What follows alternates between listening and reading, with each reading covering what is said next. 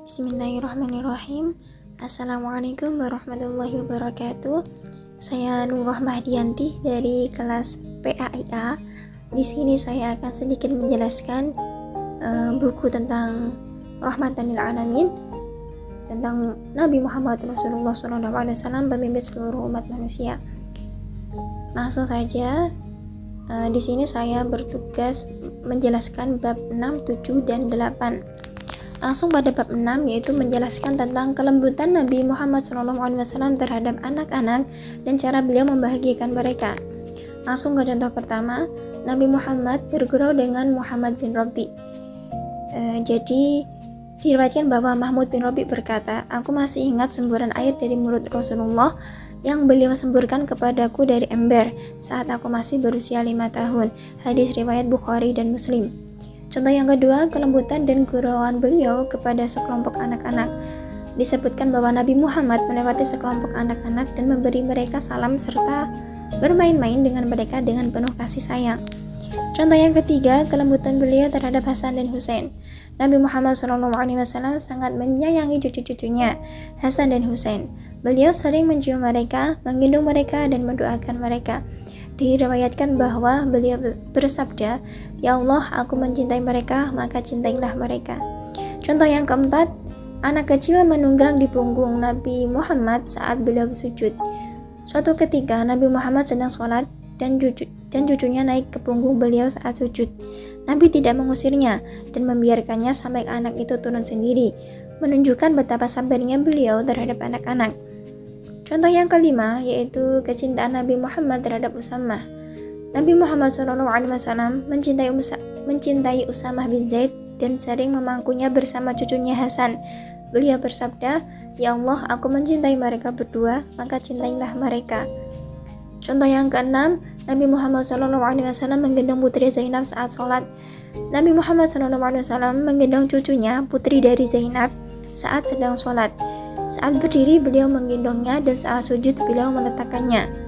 Contoh yang ketujuh, yaitu bercanda dengan Ummu Khalid dalam bahasa Habsyi. Nabi Muhammad SAW memberi pakaian kepada Ummu Khalid, seorang anak kecil, dan berkata kepadanya dengan bahasa Habsyi, "Sanah, sanah," yang berarti bagus, bagus. Selanjutnya contoh yang ke-8, yaitu meringankan sholat karena tangisan anak. Nabi Muhammad SAW bersabda, "Aku mendirikan sholat, ingin memanjangkannya, namun aku mendengar tangisan anak kecil, maka aku mempercepatnya karena aku tahu ibunya merasa khawatir." Hadis riwayat Bukhari dan Muslim. Lanjut contoh yang ke-9, memberi salam kepada anak-anak. Nabi Muhammad SAW biasa memberi salam kepada anak-anak yang beliau temui saat beliau berada di jalan. Contoh yang ke-10, yaitu bercanda dengan Abu Umair. Nabi Muhammad menjumpai seorang anak bernama Abu Umair yang memiliki burung peliharaan. Burung itu mati, dan Nabi Muhammad menenangkannya sambil berkata, "Wahai Abu Umair, apa yang dilakukan burung kecilmu?" Selanjutnya contoh yang ke-11, memberi minuman kepada anak di sebelah kanan. Jadi ketika Nabi selesai minum dari wadah, beliau ingin memberikan kepada orang tua, namun anak di sebelah kanan meminta lebih dulu. Nabi Muhammad SAW menghormati haknya dan memberikannya terlebih dahulu kepada anak tersebut. Contoh yang ke-12, yaitu ada anak kecil buang air di pangkuan Nabi Muhammad. Jadi seorang anak kecil buang air di pangkuan Nabi Muhammad SAW, namun beliau tidak marah. Beliau hanya meminta agar bagian itu dibersihkan. Selanjutnya yaitu bab ke-7, membahas tentang akhlak mulia Nabi Muhammad SAW.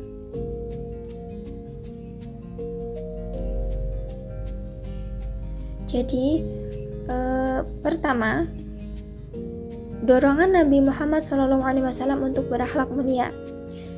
Nabi Muhammad SAW sangat menekankan pentingnya akhlak mulia dalam kehidupan seorang muslim.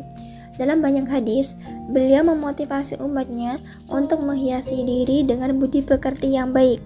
Beliau bersabda, "Sesungguhnya aku diutus untuk menyempurnakan akhlak yang mulia." Hadis riwayat Ahmad. Beliau juga bersabda, "Tidak ada sesuatu yang lebih berat dalam timbangan amal seorang mukmin pada hari kiamat daripada akhlak yang baik. Dan sesungguhnya Allah membenci orang yang keji dan berkata kotor. Hadis riwayat Tirmidzi. Contoh yang kedua yaitu contoh nyata akhlak mulia Nabi Muhammad.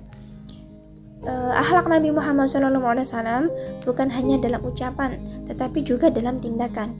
Beberapa contoh dari kehidupan beliau, yakni yang pertama kesabaran. Beliau bersabar menghadapi gangguan dari orang-orang Quraisy dan tidak pernah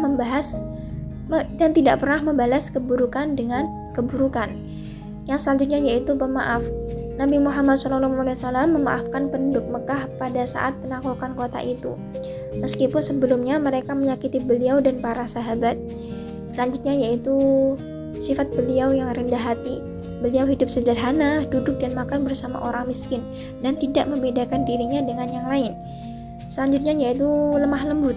Nabi Muhammad SAW bersikap lemah lembut kepada siapapun, baik anak kecil, wanita, maupun orang tua. Yang selanjutnya yaitu sifat beliau yaitu menepati janji. Beliau sangat menjaga janjinya bahkan kepada orang-orang non-muslim.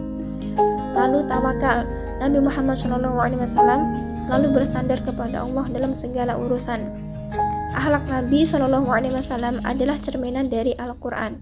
Ketika ditanya tentang akhlak beliau, Aisyah radhiyallahu anha berkata, akhlak Nabi adalah Al-Quran. Hadis riwayat Muslim.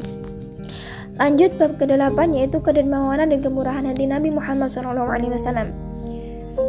Tingkatan dalam kedermawanan dan kemurahan hati. Kedermawanan Nabi Muhammad SAW tidak ada tandingannya. Beliau memberikan tanpa rasa takut akan kekurangan dan lebih mengutamakan orang lain atas dirinya sendiri. Diriwayatkan Rasulullah SAW adalah orang yang paling dermawan, dan beliau lebih dermawan lagi di bulan Ramadan ketika Jibril menemuinya. Kedermawanan beliau seperti angin yang bertiup dengan cepat. Hadis riwayat Bukhari. Selanjutnya beberapa contoh besar dalam kedermawanan Nabi. Yang pertama, Anas radhiyallahu anhu menggambarkan kedermawanan Nabi Muhammad.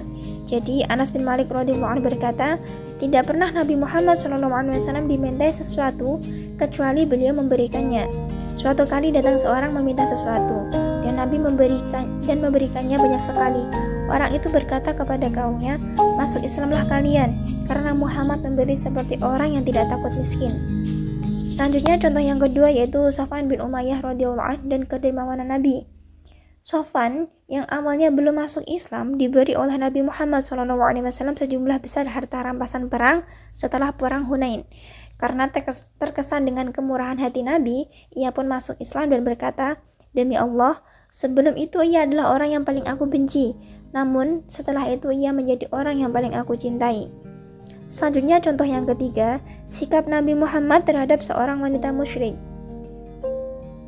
Diriwayatkan bahwa Nabi Muhammad SAW memuliakan seorang wanita musyrik yang datang meminta bantuan.